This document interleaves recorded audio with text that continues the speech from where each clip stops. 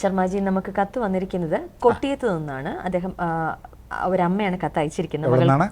കൊട്ടിയത്ത് നിന്ന് അമ്മയാണ് എഴുതിയിരിക്കുന്ന. മകൾക്ക് വേണ്ടിയാണ് ഞാൻ കത്തയക്കുന്നത്. മകൾ വിദേശത്ത് ഉപരിപഠനം ചെയ്യുകയാണ്.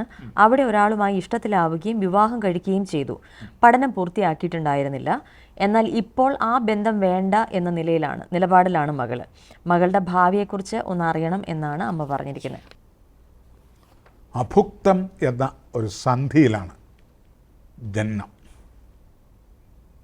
അതിനെ 3-4 തരത്തിലുണ്ട്. അഭുക്ത സന്ധി. അഭുക്തം ഒരു സ്ഥലത്തു നിന്ന് മറ്റൊരു സ്ഥലത്തേക്ക് സാധാരണ നിലയിൽ എത്തുമ്പോൾ അവിടെ ഒരു വലിയ ബോർഡ് കാണും.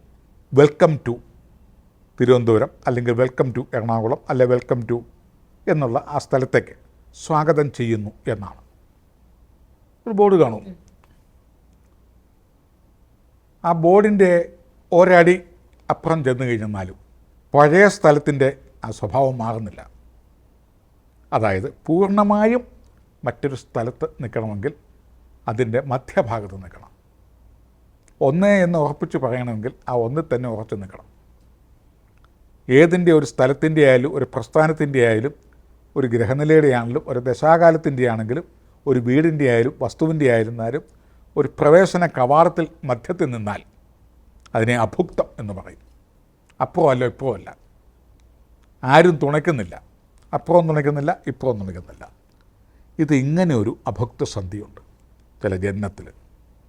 ഇപ്പോൾ ഉദാഹരണത്തിന് അശ്വതി നക്ഷത്രം ജനിച്ചു. ഒന്നുമല്ലെങ്കിൽ ആ അശ്വതി നക്ഷത്രം എടുക്കുന്ന ആ സമയം രേവതി നക്ഷത്രം കഴിഞ്ഞാണ് അശ്വതി നക്ഷത്രം. രേവതി നക്ഷത്രത്തിൻ്റെ അന്ത്യപാദവും അശ്വതി നക്ഷത്രത്തിൻ്റെ ആദ്യപാദവും ഇടകലർന്ന് അതിൽ ആദ്യ ബിന്ദു എത്ര രശ്മിബലം അടങ്ങിയിട്ടുണ്ടോ, ചിലപ്പം വളരെ ന്യൂനപക്ഷമായ രശ്മിബലമേ അശ്വതി നക്ഷത്രത്തിലേക്ക് പ്രവേശിച്ചു കാണുകയുള്ളൂ. ഭൂരിഭാഗവും രേവതി നക്ഷത്രത്തിലേക്കാണ്. എന്നാൽ രേവതി നക്ഷത്രമാണോ? അതുമല്ല. ഇപ്രകാരമൊക്കെ ഈ 27 നക്ഷത്രങ്ങളിലും ഒരു നക്ഷത്രം തീർന്ന് മറ്റൊരു ദശയിലേക്ക് എടുക്കുന്ന സമയം, ഒരു ദശാകാലം തീർന്ന് മറ്റൊരു ദശാകാലത്തിലേക്ക് എടുക്കുന്ന സമയം, ഒരു പകലും രാത്രിയും അല്ലാത്ത ത്രിസന്ധ്യ, ഒരു വെളുപ്പാങ്കാലവും രാവിലെയും അല്ലാത്ത ഒരു പ്രഭാതകാലം, ഒരു മധ്യാഹ്നം. എന്നാൽ മധ്യാഹ്നം എന്ന് പറയുന്നത് 12 മണിയാണോ? അല്ല, 11:58 അല്ലെ 12 മണി 1 മിനിറ്റ്.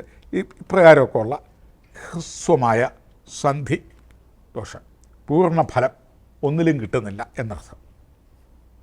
അങ്ങനെയുള്ള അഭക്ത സന്ധിയിൽ ഉള്ള ജനനമാണ് വന്നിരിക്കുന്നത്.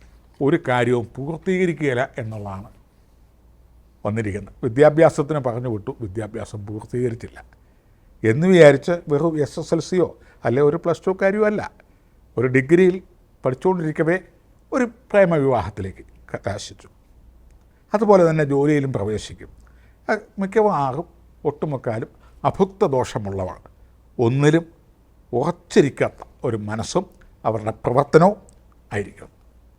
അപ്പം മാതാപിതാ വഴി തലമുറകളിൽ വന്നിരിക്കുന്ന ഏതെങ്കിലും തരത്തിൽ ഏതെങ്കിലും പ്രധാന വ്യക്തികളുടെ കാര്യങ്ങൾക്ക് തടസ്സം നിൽക്കുകയോ പൂർത്തീകരിക്കാൻ അവസരം കൊടുക്കാതിരിക്കുകയോ പൂർണ്ണ മനസ്സോടെ സ്വീകരിക്കാതിരിക്കുകയോ ഒക്കെ ചെയ്യുമ്പോൾ അവരിൽ നിന്ന് ഉരുത്തിരിഞ്ഞു വരുന്ന അടുത്ത തലമുറകളിലേക്ക് വരുന്ന താപമെന്നോ ശാപമെന്നോ ഒക്കെ പറയാവുന്ന ഒരവസ്ഥയാണ്.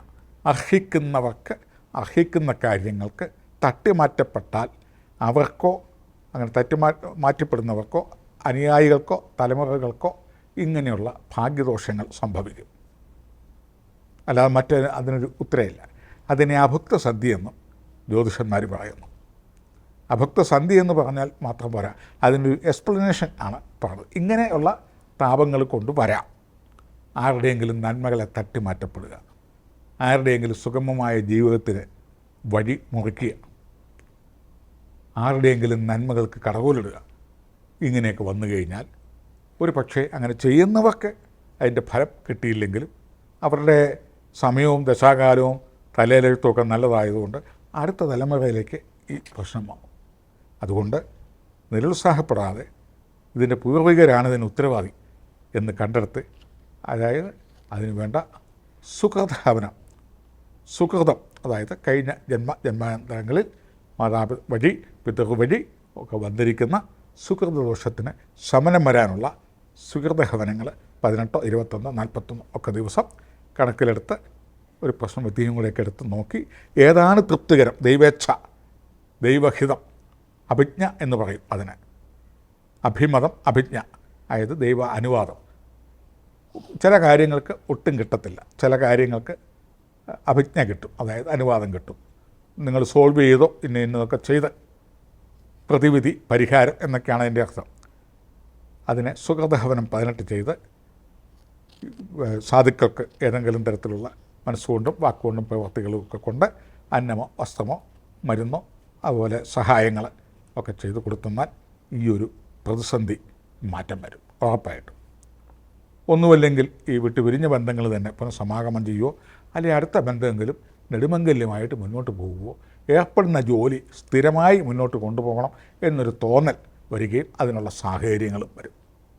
ഇപ്രകാരം അഭക്തസന്ധിക്കുള്ള പ്രതിവിധികൾ ചെയ്ത് ബന്ധങ്ങൾ പുനഃസ്ഥാപിക്കുകയോ അല്ലെ പുനർബന്ധം സ്ഥിരമായി കിട്ടുകയോ ജോലി അല്ലെങ്കിൽ നഷ്ടപ്പെട്ടു പോയ വിദ്യാഭ്യാസം വീണ്ടും എഴുതിയെടുക്കാനുള്ള